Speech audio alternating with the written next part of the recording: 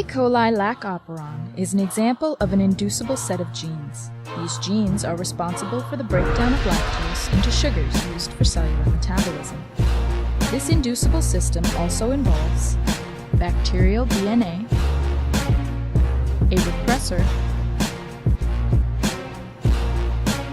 mRNA,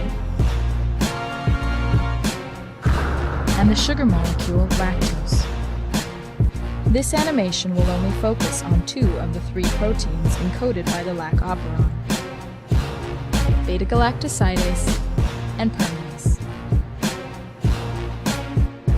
Gene expression can be induced or turned on when a specific inducer molecule appears in the cell.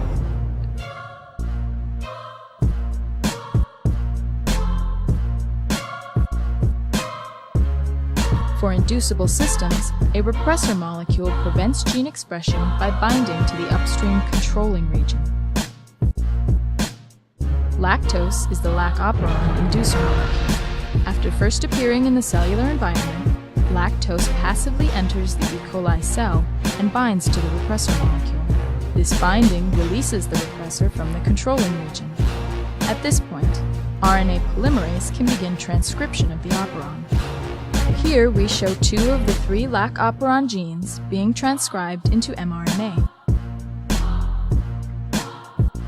Ribosomes then bind to the mRNA, and the 2 proteins are translated.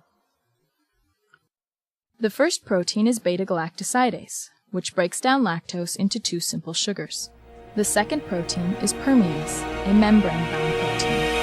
When embedded in the cell membrane, permease functions to provide a direct route for the lactose outside the cell to be imported into the cell. This import occurs at a much greater rate than the passive transfer we first observed. Because translation continues inside the cell, other permease proteins become embedded in the membrane.